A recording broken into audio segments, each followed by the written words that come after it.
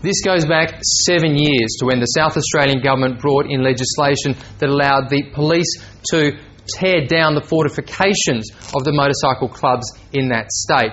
Now, in 2008, the government went further. The Premier of the state, Mike Rand, said he was bringing in the world's toughest anti-bike laws that then allowed for control orders.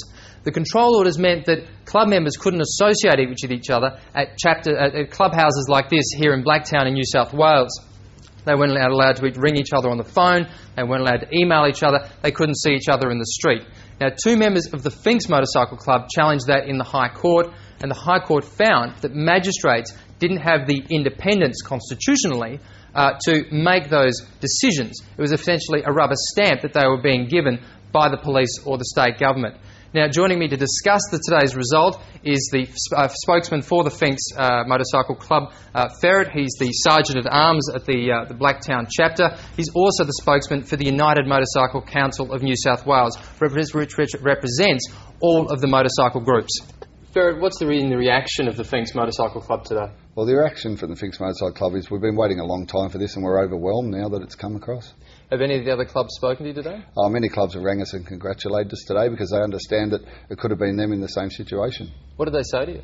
They said, well done, good fight, and we've supported you and we will support you again. The Attorneys General around Australia have united, including the Federal Attorney General, to keep fighting, as they say, the clubs. The former South Australian Attorney General described it as a war. How is it a war when our 2 members that took this to the Supreme Court and won in the High Court have no criminal records? What's the war against? Innocent people in Australia. Members of motorcycle clubs have been charged with criminal offences, including murder, arson. There's been very highly publicised cases. Why shouldn't Attorneys General around Australia, why shouldn't the police around Australia, state and federal, be looking into the clubs and trying to crack down on that behaviour? The Federal Attorney General is looking at legislation to assist the states, but why shouldn't he look at the police? More police in the last year have been charged with offences than motorcycle club members. Do you see this as a fight that's never ending with the state governments around Australia?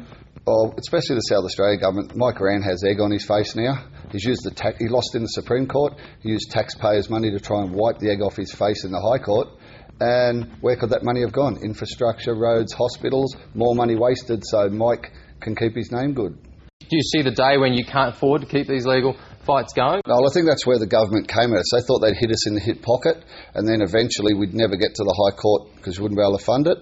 But not only are motorcycle club members throwing their money, ordinary Australians are, because people that have taken the time out to read the legislation understand that it's not just about motorcycle club members. Any group of people can have control orders placed against them. The governments in Australia have enough laws to enact against anyone that commits a crime. They don't need non-association laws. It has been described to me that the outlaw motorcycle gangs are the biggest threat in terms of organised criminal activity, are the greatest concern for state police and federal police around the country. 0.03% of the crime motorcycle club members make up.